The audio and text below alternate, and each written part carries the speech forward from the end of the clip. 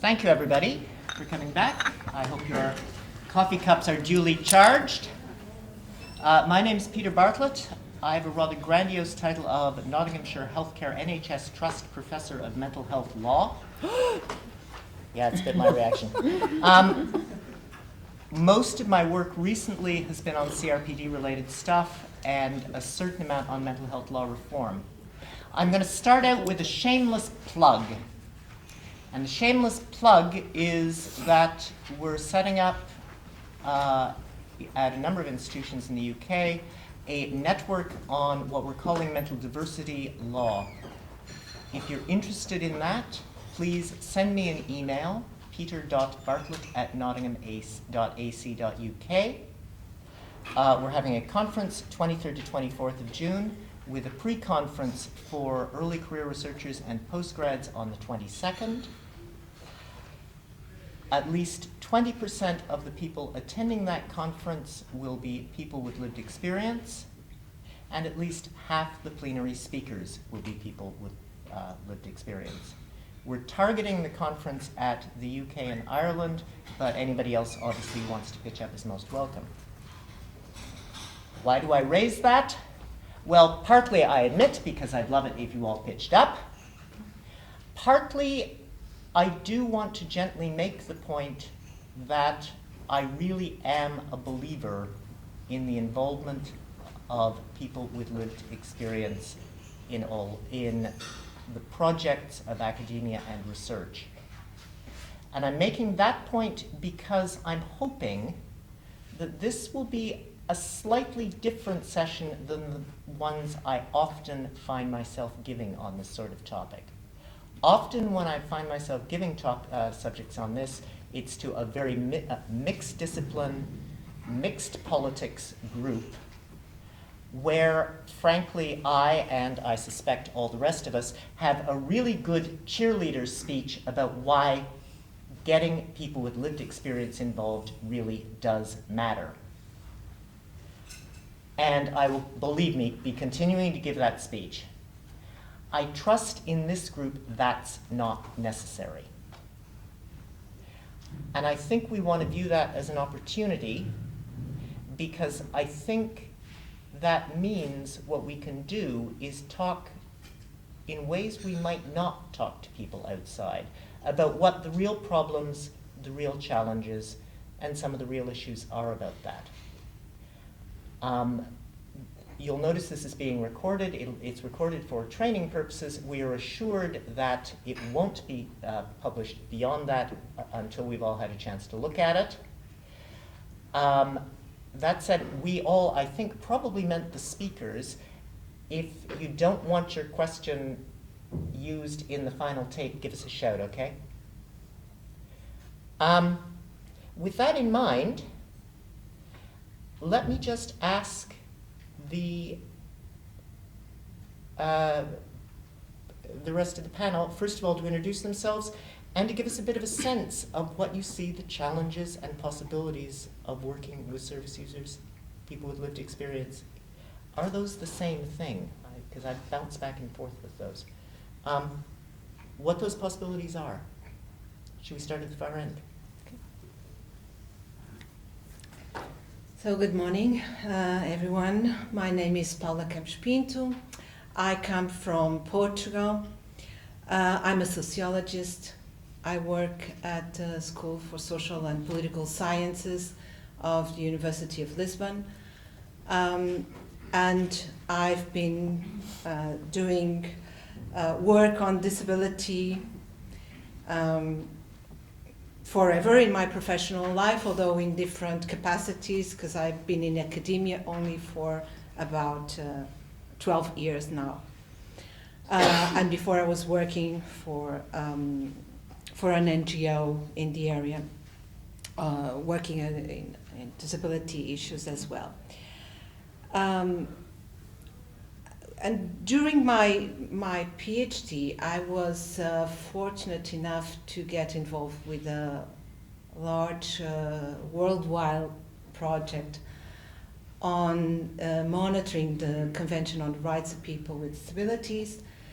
It was called the RPI project, It aimed at developing and implementing a worldwide system to monitor the convention.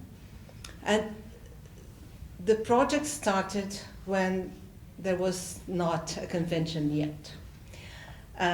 Negotiations were starting, and Bent Lindqvist in Sweden and Marcia Rioux in Canada were the coordinators, of the co-directors of this project. And Bent had this idea. He knew that the convention would come sooner or later, but it was just a moment in time, and the real challenge would be to get that convention implemented.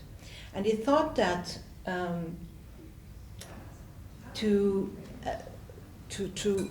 get the implementation of the convention, it was very important that people with disabilities themselves were involved in monitoring the convention.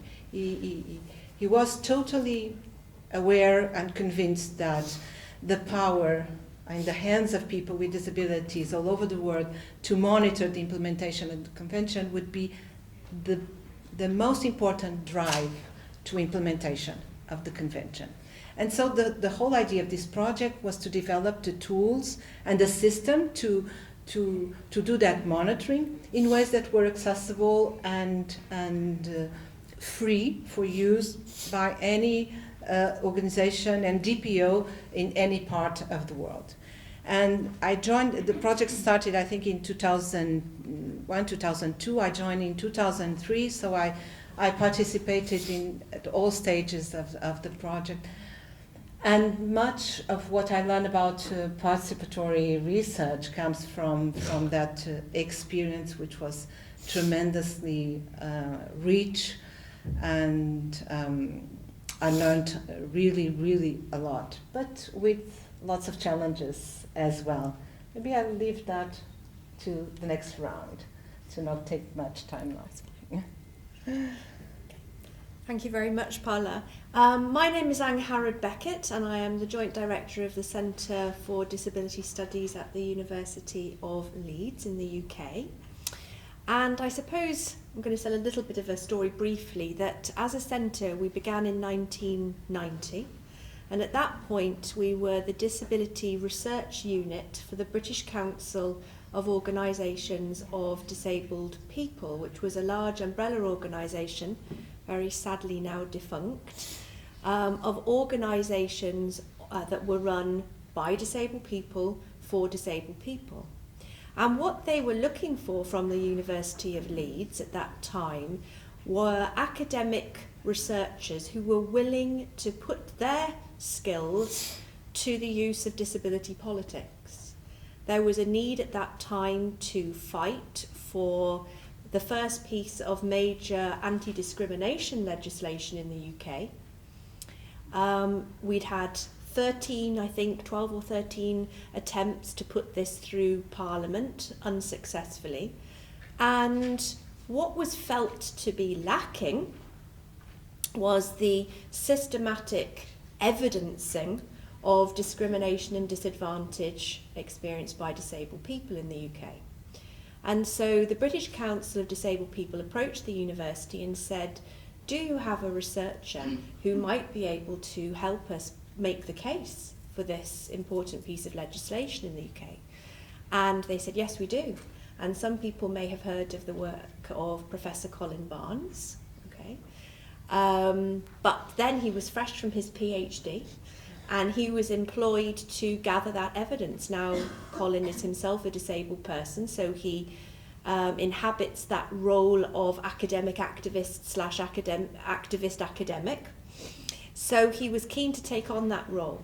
Now, the reason I say that history is because that really informs the character of the work that we have done ever since, which is that, first of all, we want to empower disabled people to be part of the research process, to be leading the research. We believe in that slogan, nothing without us, about us, without us is for us. I'll get that right again, nothing about us, without us is for us. So in other words, we believe that disabled people should be part of the research process from the articulation of the problem that we are seeking to research, the decisions about the questions that we ask and the framing of the research right through the process, and that we recognise disabled people's expertise. And we do so in a way that is not patronising either and mere lip service to the idea that disabled people bring to the research process important understandings of the lived experience of disability, but also how best to address often very sensitive topics with disabled people as well. So my own research is actually focused around, at the moment, over the last few years, on the lives of disabled children, around inclusive education and the failure to achieve inclusive education in the UK and elsewhere, and also around issues of access to leisure and play for disabled children, which I think later this afternoon I will talk about in relation to power and the power of the professionals in the lives of disabled children.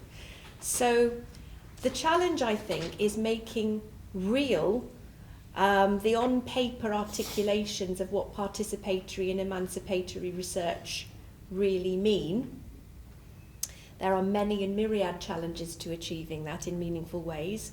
We're often constrained by funders and expectations of what research should look like and who should govern it and so on. But we've been trying since 1990 to push against those constraints in order to develop more, let's say it's at least aspiring towards emancipatory research as a moral horizon, even if not always quite achieving it. So I think I'll stop there, but that's the character of the work that we do and how we try to involve disabled people. Okay, my name is still Rannveig, Traustadóttir. If I just sort of continue a bit from where I started this morning with Theresia, then I came to the academia with goal of gaining a hearing aid for the world, so that the world would listen to me when I complained about the injustices for women and disabled people primarily, and then I sort of branched out to other groups. So my first research, I came to research with that, need to be able to use the research for social justice and social change. So as a feminist, I first came into doing research as a feminist researcher. And the feminists really turned the research upside down by wanting to change the power relations between the researcher and the researched. And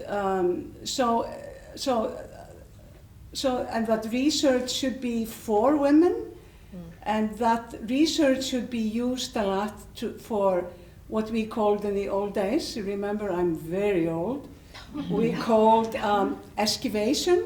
It was digging up hidden knowledge that has not reached the surface. So we focused a bit on excavating,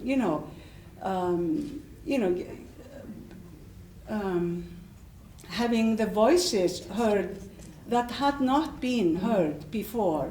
So many women's voices had not been heard. So, I mean, if you read most of history books, it's like, so we asked, so what were the women doing while men were fighting the wars?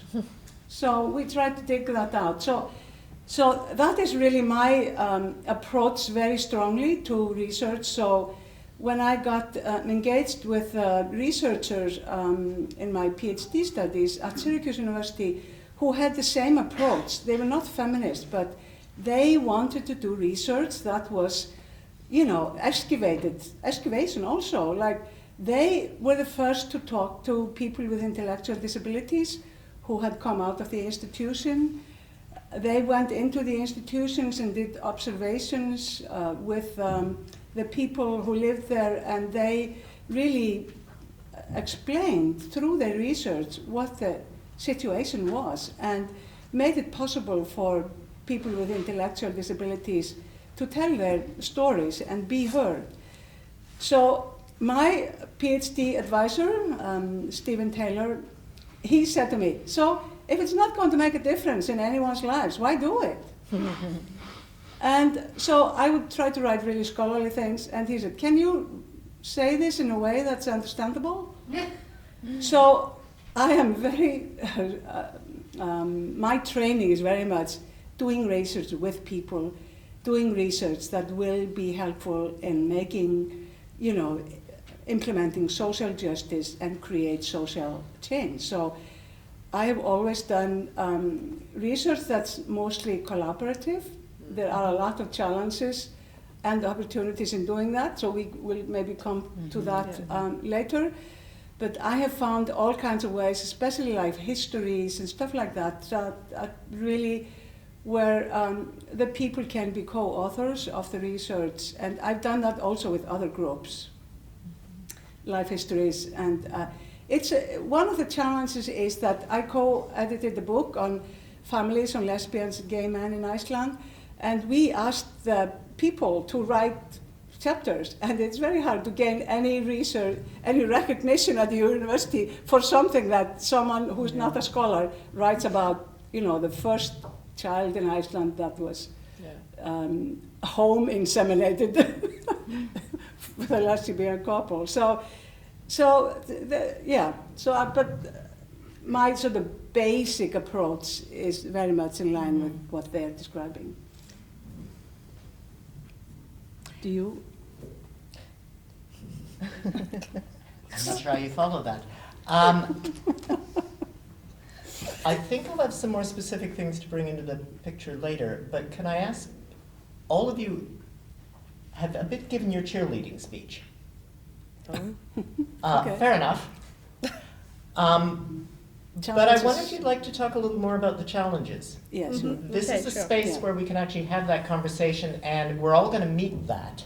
Mm-hmm. It's probably more helpful if we talk about that than just talk about how great. Yeah, for sure. Yeah, so again, Paula, do you want to start off with that? We've been talking a lot about feminism here and this morning, and there is a very important phrase in feminism, which is the personal is political. And in my experience in working in these kinds of participatory and emancipatory research projects, this has been a very important starting point. We, in this project I was talking about, the DRPI, the researchers, we were seen as resources for the research that was to be conducted, because the idea was to share the tools and enable people with disabilities to do the research themselves. And one of the things that we noticed often, so we started every project with a week intensive training, and one of the things that we often noticed is that persons with disabilities often do not know much about other disabilities than their own. In many countries, we've been in many countries, and this happened. For example, blind people know about the needs, the issues about blind people, but not about other disabilities. So that first training, that first week, was always very important in terms of getting to know each other and getting to know what are the needs and the abilities, what we can each of us bring and what each of us need in order to be able to participate.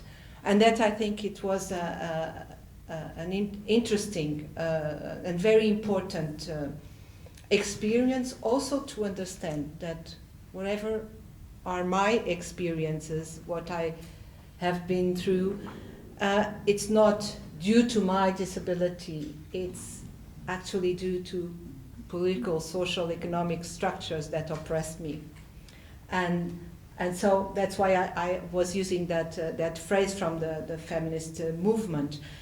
I think that was the first big thing that we learned together in these trainings. The challenges, of course, are many,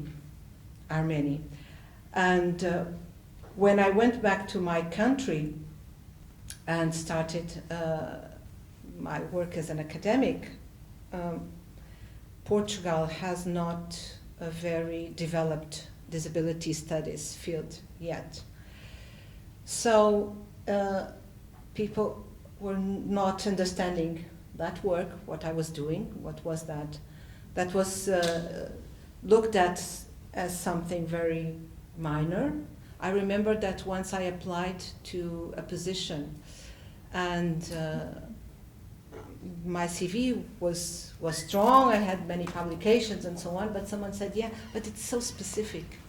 It's so specific, it's such a niche, it's just working with on disability. That's not really relevant for a social policy field, which was the position that the department I was applying for. So there is this kind of challenges of not being understood as a very relevant topic or something that is actually cross-cutting every area. And one of the ways that I have dealt with that challenge is actually working with people with disabilities and doing things with people with disabilities, with organizations of people with disabilities, bringing them in to the university. And we started organizing a conference every year.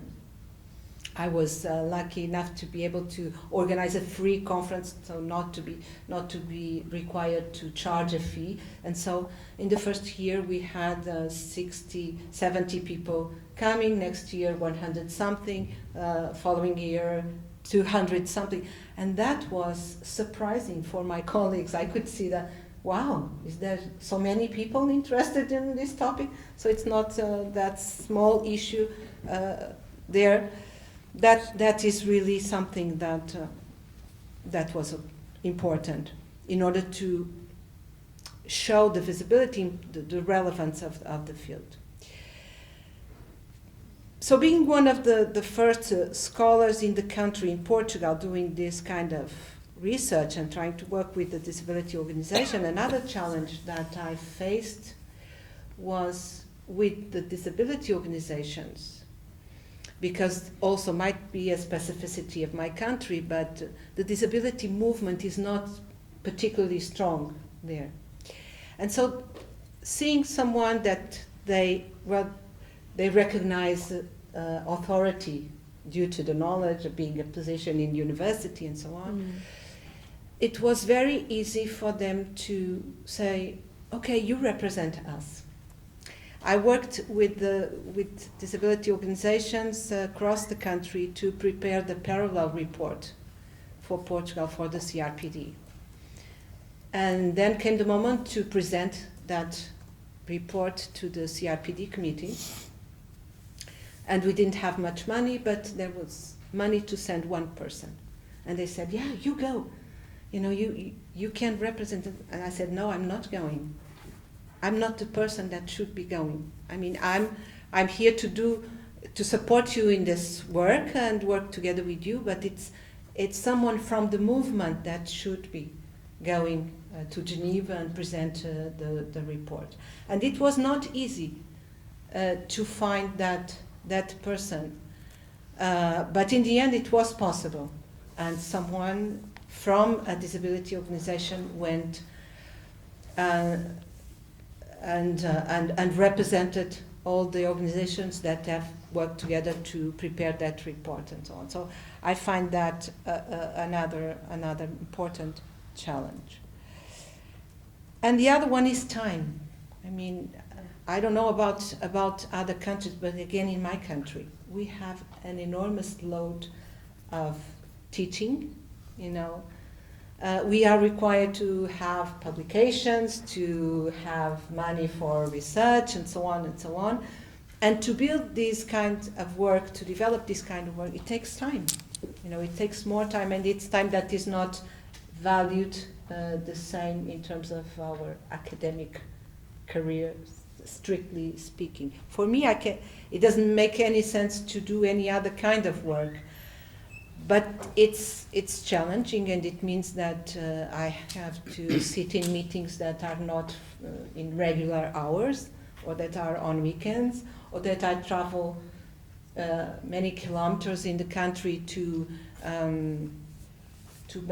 present on the CRPD. I so much identify with what you said before. It looks like we're always talking about the same subject, but looking at the position of research as actually a resource for the movement, and I feel it's like an obligation. It's part, although my dean couldn't care less, and actually he says, why do you do all that? You're always traveling, and you're always.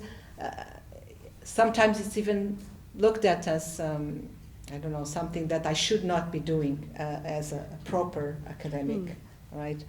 But I feel it's necessary. And I just wanted to have a final comment about the role of the media and our relationship with the media. Because and this again is based on my experience, it might not be the same in all the countries, but in Portugal I see the media changing a bit in terms of the interest they have on disability issues. But at the same time, it's very easy for them to pick up on news that are a scandal or something and it's not the proper way we want to see some subjects addressed. We now have just recently a new law on quota for employment in the private sector in Portugal.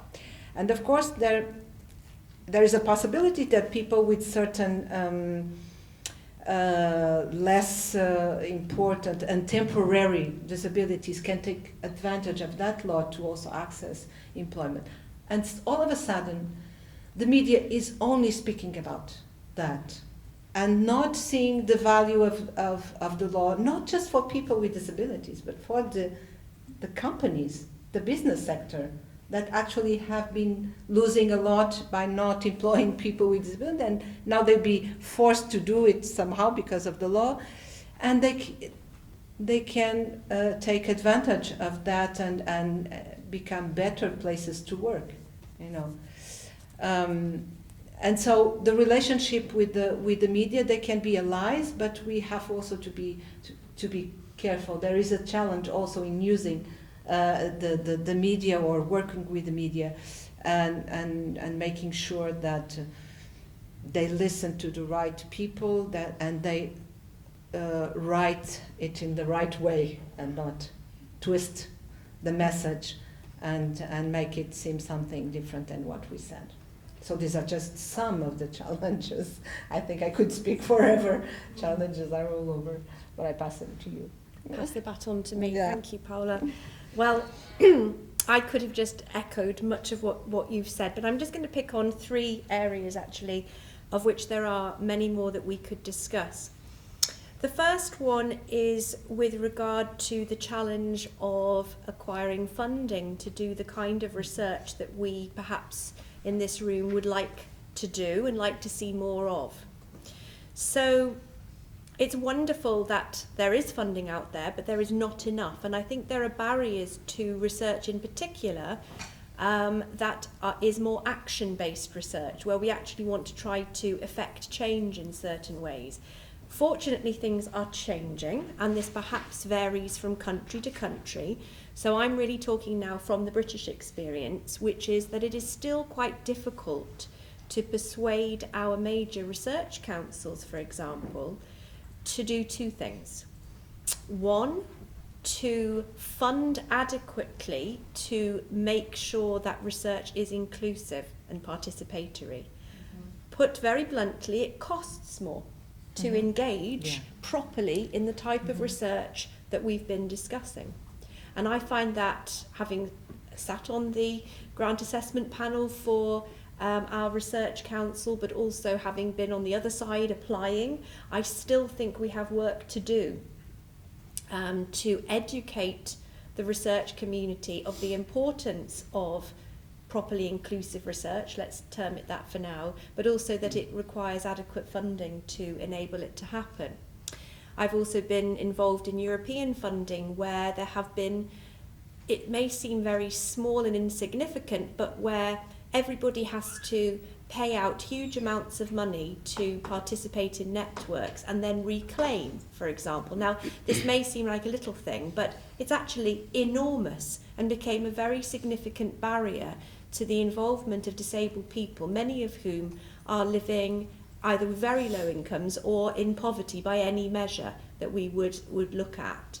And there were these hurdles that seemed, we couldn't get past them, right? We did, but there seemed to be these bureaucratic barriers. So there are these practicalities. So there's understanding of the importance of the kind of research that we want to do, and then the breaking down of these very tedious but very persistent barriers that funders and others have, where they haven't yet thought about how they would involve disabled people and support their involvement in research.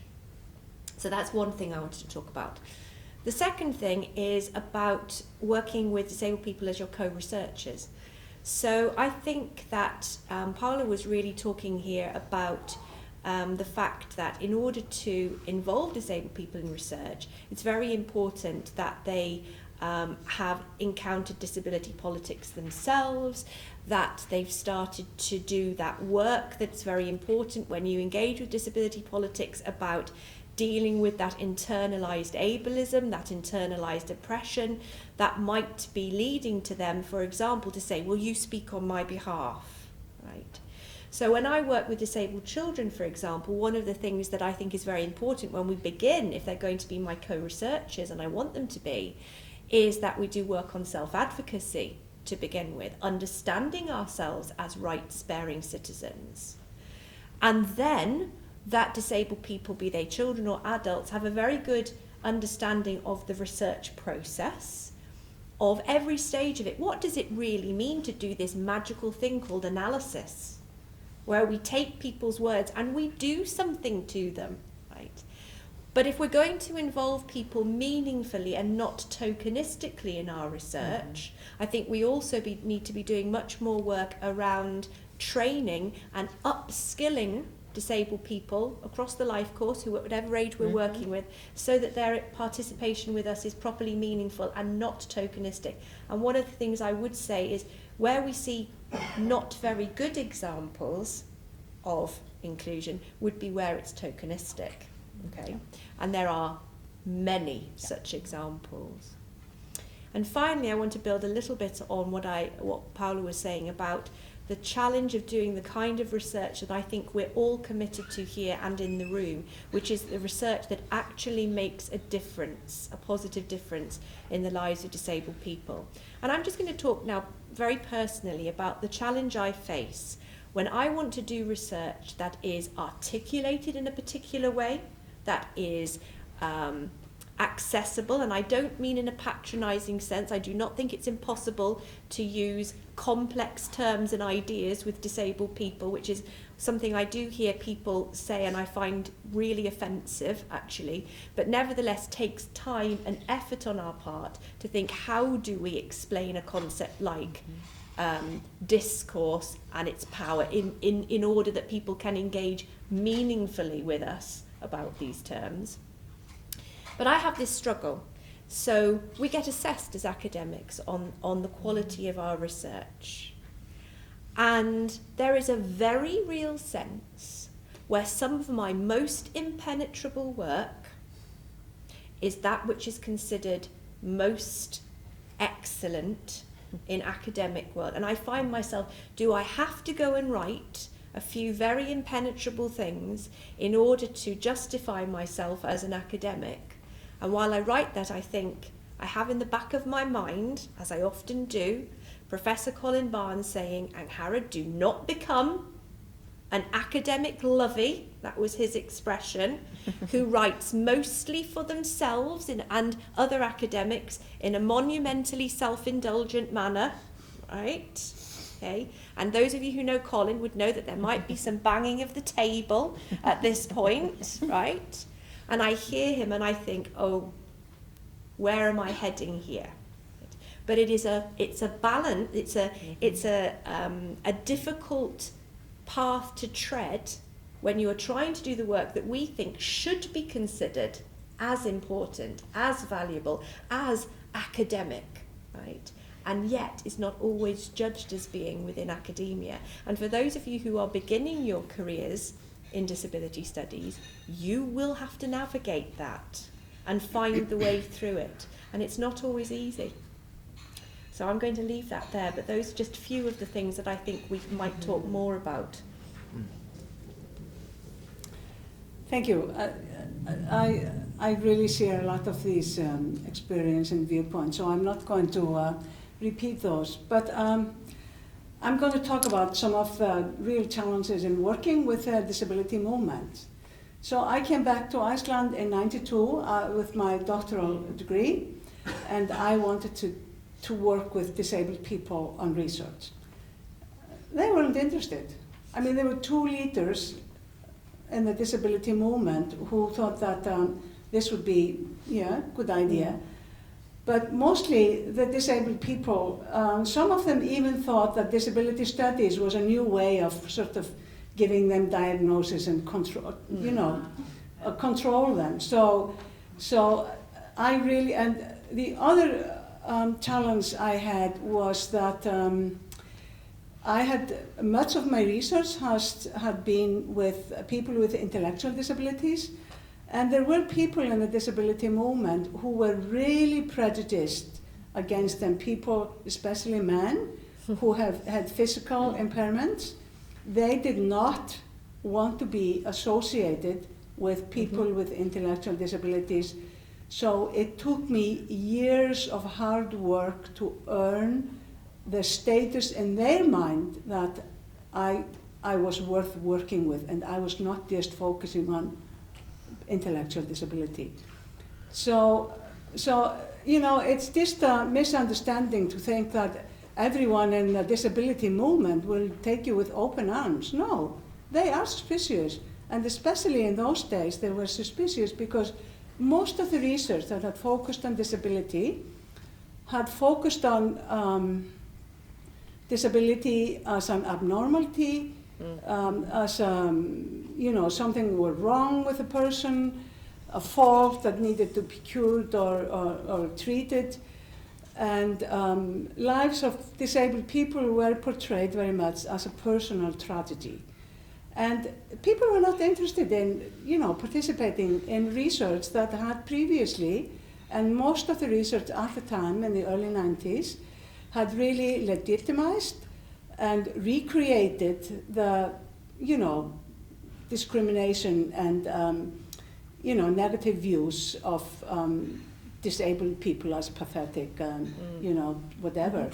So I must say that there was a lot to overcome in order to work with the disability movement as a movement. I mean, there were individuals who were quite interested, and there were especially 2 leaders and who were interested.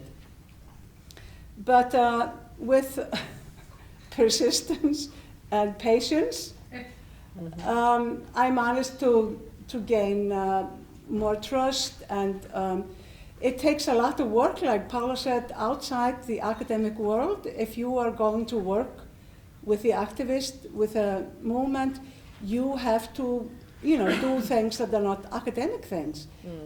You know, you just show up, you're an ally, you take part in advocacy or whatever. So, and so of course I did that, and now I have very good relations with disability movement in Iceland, different parts of it, and we work together on different issues, and we work together on lobbying and advocating and things like that. So, but in essence, the academics are expected to do very different research than most of the disability movement is interested in. the disability movement usually, and that's also true for policymakers, they want short-term practical studies that help them advocate for a particular issue that is a burning issue. That does not get you very far in the academia. So academic research should be, large scale. It should be in international context, and there are, and you are required in most grants to publish in particular venues like these international refereed journals that, the disability movement couldn't care less about. So if you really want to make a difference, you have to just really do more than what you are required to as an academic. You have to do additional work of presenting, writing accessible things and stuff like that. And if you look at any of the books that I have edited, most of them contain life histories and stories from people themselves and are pretty accessible, and many of them have an introduction to each chapter that is easy to read version. So there are ways of doing it, but it is hard work. And but I did not find these barriers within my university. My university likes what I do. They think it's wonderful that someone is working with the marginalized groups. So they're really pleased that I do this. And it's in the university policy, it's called working with the community, and it's one of the 3 pillars of the university. So they're quite happy. But lucky they don't recognize it as academic, really. I don't get more money, I don't get extra time, I just get the recognition that it's important work. And, that's something, at least, more than in some other places. But, so I could go on with more of the challenges we have. And also, there is a challenge of being a non-disabled researcher doing disability research. Let's talk about that. I think we should talk about that. That would be really important, Okay, so, well, I can talk about it. Well, I don't know how we all identify. I mean, I was just saying, I don't know how my colleagues identify. I mean, I identify as a non-disabled person, and that's been something that I have needed to think very carefully about in terms of my role within disability studies. And, I mean, put very bluntly, when I came into this field, I'll never forget that there was a big debate that went over several editions of Disability in Society, the journal. And one of the papers, I think the title was something like, "What are you doing here?" ? Right? Okay. And then we had a response to so-and-so, "What are you doing here?" And it went on for several editions. And as a student, I began to think, oh my goodness, I mean, I don't know whether I should be doing the research that I'm doing. I came into this field having been engaged with work to support self-advocacy amongst people with learning difficulties or cognitive impairments. There's lots of different phraseologies for this, but that's the world that I came from. But I do feel that the day I become too comfortable in this position and don't ask myself, what am I doing here, should be the day I leave the field. I think that we should be, those of us who do not identify as disabled people, I think we should be vaguely uncomfortable, but that is an important position to be in, because it demands then a level of reflexivity on our part, which I think is essential. But the challenges that come with it are quite practical as well. I remember when I was doing my PhD, which is back in the dawn of time, is actually quite a long time ago, and people, I remember that I was doing work on the disabled people's movement in the UK and understanding their claims for citizenship. That was what the topic was about. And I contacted a very well-known organisation to whom I'm now very well connected, actually. But at the time, they said to me, "Oh, you would like to do some work with us, right? Could you discuss your own identity with us, please?" And I said, "Yes, I'm a non-disabled, but super keen to be an ally," and I made this case. And they just said, "Sorry, we don't work with non-disabled researchers, goodbye," and that was it. So there are, different political positions that you may find yourself in, and there was no negotiation. That was it. That was the decision.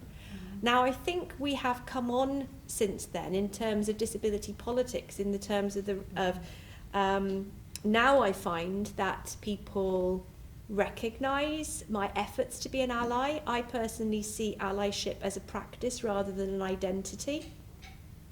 So it's something that I seek to do and seek to become. I'm not sure that I ever am fully. I think I'm always learning, and that's not a kind of sickening mantra type of thing. I really believe that, actually. I believe that I need to be kept on my toes, and that I have to accept sometimes people saying to me, we did not like the way that you approached this, Angharad. Would you mind doing it differently? And I need to reflect on that. But there are challenges about how you do allyship, I think, that we all need to reflect on. And it involves a lot of self-reflection, but not at the same time, as one disability activist said to me once, a very well-established activist who'd been there from the start of disability politics in the UK. Yeah, okay, Angharad, but also could we have less navel-gazing and more action on your part, really? I'm going to give you a checklist, she said, and she sent me one, of things to be conscious of what you might be doing. And then do you think you could just stop beating yourself up and actually get on and do some work around these issues, right? So it's getting that balance right. Okay, Paula. Oh, you would like to have the question back, I'm sorry. Yeah. I want to broaden it out, and I don't want to take away where the discussion's going, but I think there's a separate set of questions, or a related set of questions that I want to pick up on. I'm not exactly going to defend academic establishments, which are kind of driving me up the wall at the moment for other reasons. I would say most of us on the panel, I think all of us have PhDs. Most of us, therefore, spent a lot of time becoming expert in a discipline. Mm-hmm. Most of us, therefore, probably care about our discipline. What you're describing, in some ways, if it goes a little wonky, could become, well, we should care less about the rigors of our discipline and care more about advocacy for people. The first thing I'd say is I'm not sure it helps anybody if I stop being a good lawyer. As such, and similar, and this has been a theme that's been sort of in the background as we go. What constitutes good research? Well, actually, academia's got a whole tradition of that. We've been sort of slamming it here. I'm not sure that we necessarily want to slam it. I think inevitably you want to spend time paying attention to what academia says is good research. Not necessarily taking it as dogma, but equally understanding there's a history there. Doing stuff which, for cogent reasons, isn't viewed as good research doesn't actually help anyone. And therefore, I think it is worth asking, how do we actually understand the role of the researcher here as somebody with a disciplinary expertise? And for the people on the panel who, and for those of you, excuse me, we have about 5 minutes before we go to questions, I think. I think this may be an issue for a number of you in the audience 10. as well. 10? We need I got 10 it 10 minutes minutes to a answer couple of this. minutes ago. Anyway. Yeah, we do need to answer this. Yeah. For those of you, lots of you in the audience, I think, are people who do identify with disabilities. That gives you a bit of a peculiarly split identity on this. And how do you actually negotiate the split identity as a sociologist or lawyer or whatever, and as a person with disability? Because those, I think, may arguably pull in different directions. I'm very happy to answer this. I do not identify with one discipline. I have a degree in sociology. I'm training as a professional to work with people with disabilities. I have a degree in in education, and I have a degree in disability studies, and I have a degree in women's studies.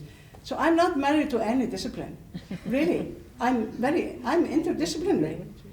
So I don't have to, so mostly maybe I would associate, no, I'm not sure, really. My first degree was in sociology, but all of these are intertwined in my mind. And mostly I identify as a non-disabled female, but we aren't just one thing. You know, my father was disabled. I grew up with disability. Disability is something that's always been a part of my life. So even if I do not happen to have an impairment right now, I really identify with disabled people and with other marginalized groups. And you know, that is who I identify as. And I have had periods in my life where I have been able to qualify as a disabled person because of illness and conditions of my body. So I don't think we can just put this into this sort of cubic sort of, okay, are you this? Because that's just, we all have multiple identities and identify, and we grow and develop and, you know, things like that. So I think just having one identity or a split, I have multiple identities if you want to look at it that way. So I don't think the world is so cut out simply as you. Like, am I a lesbian if I have been with a woman once? Am I a lesbian if I want to be with a woman and have never dared to? Am I a lesbian if I have been with a woman twice? Am I a lesbian if I have fallen in love secretly with a woman? You know, when am I a lesbian?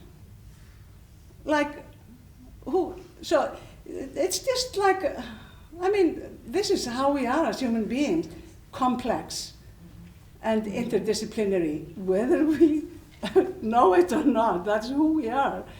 And I have often found it difficult to be identified as someone who does not belong in disability research or studies. I found it hurtful, Yeah. and I have felt rejection from the disability community at times when I have dared to criticize some things, especially the parents. So at some point in my career, I decided I would stop doing disability studies because the disabled people and the movement did not want me. I was sought after in other minority communities, and I almost went totally over to establish a queer studies. I am actually identify as a non-lesbian, just by the way, because I have, you know, I'm not, but I have worked with the queer community a lot. And, you know, it's like, I know what it's like to come out as being queer or different, because I was very often the only person who was not lesbian or gay in the lesbian and gay community. And it was a question when we went on retreats, should I sleep with the women or with the gay guys? You know, because, you know, it's like, that really helped me understand, you know, the pressure of come out all the time, because, you know, and it was so homophobic for me to say, okay, so I'm not a lesbian, you know, it's like, so I couldn't do that. So but most of Iceland knew I was a lesbian for the longest time. Most of Iceland knew. Iceland has 350,000 people. I can believe that that's possible. So like, oh, you're not a lesbian. I mean, who cares? Yeah. So there was a documentary about the lesbian and gay activism in Iceland, and I was on the documentary. And now the whole nation knows again that I'm a lesbian. We don't care whether you are or not. Now you are. Okay. Can I take Well, and the leader of the lesbian movement in Iceland said, when she was inviting me to go to something, and I said, are you sure I should come? All people are differently gay, she said, and you are so welcome. So that is my point, that life is complex, and you know, I think the disability movement should be more appreciative of their allies, and not be so rejective of people who, as they are sometimes. But just the last point is that I tried to recruit disabled people for disability studies in Iceland, and that was very difficult. They want to be a sociologist, not a disabled sociologist. They want to be the photographer, not a disabled photographer. So it has been difficult, but now we have more and more disabled researchers, which I think is incredibly important. And I have advocated for more education opportunities for disabled people since I can remember. So I think that, but this turned out to be a little more personal, but the personal is political. Yeah. And, you know, it is, we are complex beings, and we should not try to put ourselves in one box. Okay, thank you very much. Okay, yes.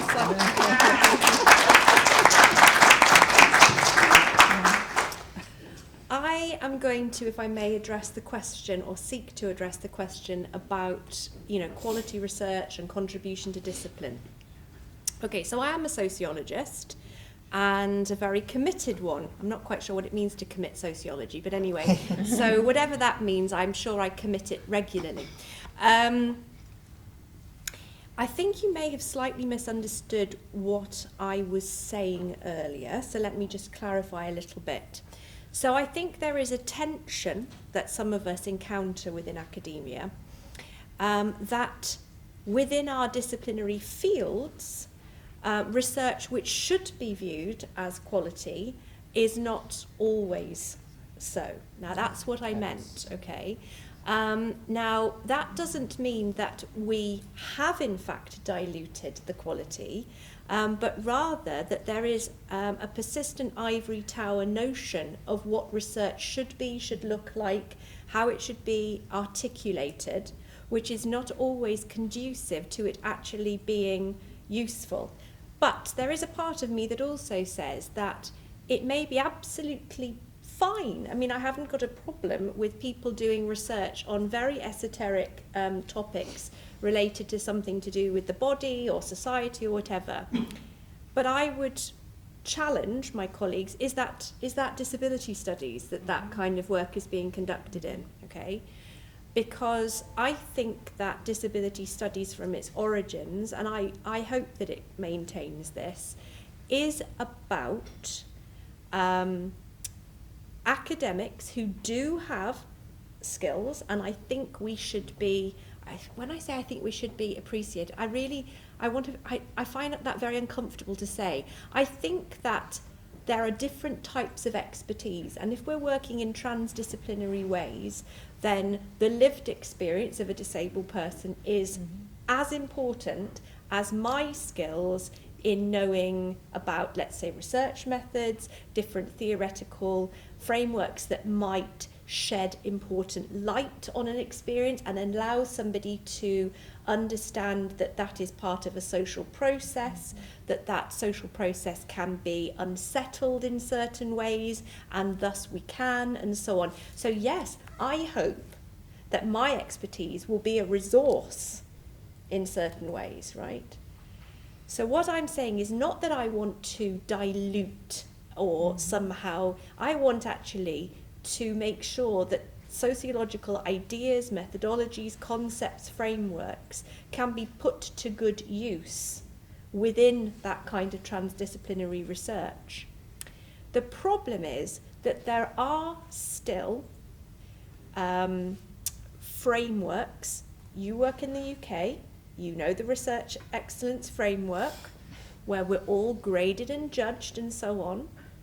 And this may vary from discipline to discipline about how certain types of research are understood, but we have still not entirely won the battle of persuading our fellow academics within our discipline, as let's say sociology, but who are not working in this particular field, that bringing researchers who don't have PhDs into research projects, to framing research in ways that are meaningful to disabled people, but perhaps not articulated in Foucauldian terms, for example, right, actually is as scholarly. That's what I meant, right? And I would argue that it is, it should be, and we should be pushing back on these assumptions about what it means to do good sociological research. I don't mean that we become sloppy, that we forget about rigour, that we don't think about impact. On the contrary, I think we need to ensure that our research is doing that, but that we achieve it in more inclusive ways. And that's I think we've come a long way in disability studies. Yeah. But do I think that we are still working on how to achieve that? Absolutely. Absolutely. And sometimes we get it more right than other times. I hope that clarifies a little of what I meant. I certainly didn't, I even oppose the idea that we should say there's good research and bad research, and that the kind of research that isn't recognised is because it's poor research. I think the research that isn't recognised is often very good research, but these kinds of frameworks around how we understand quality in research can be a disciplinary mechanism, and a very unhelpful one, is what I'm saying. I mean disciplinary in the sense of controlling what research is and articulating it. Does that... The only thing Thank you. Thank you.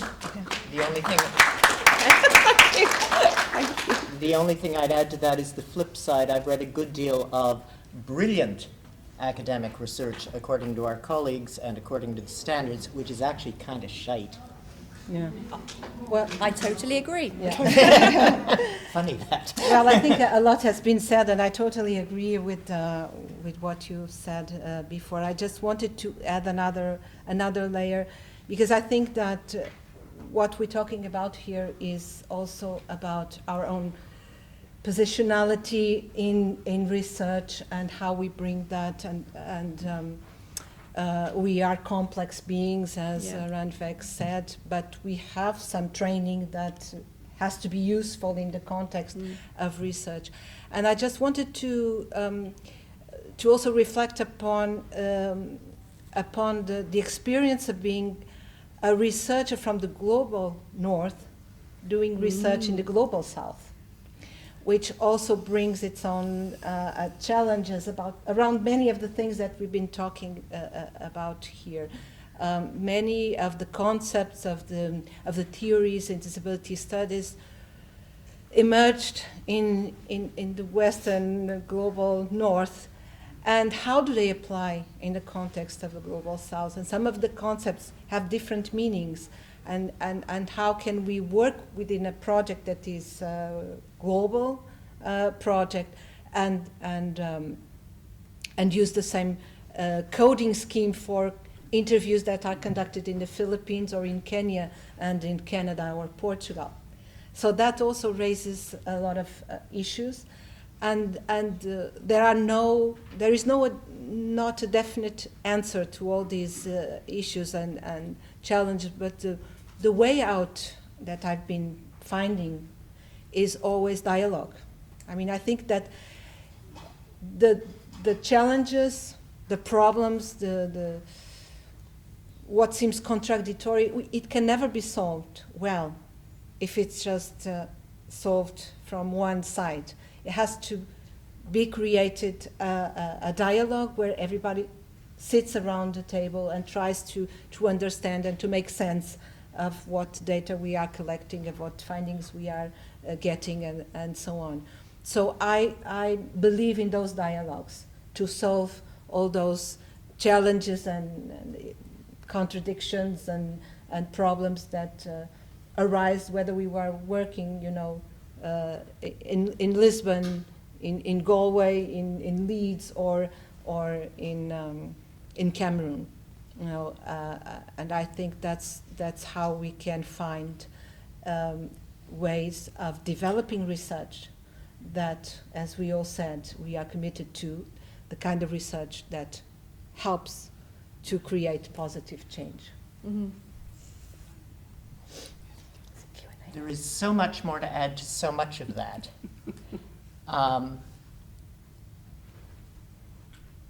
But I think we probably better go to questions. Mm-hmm.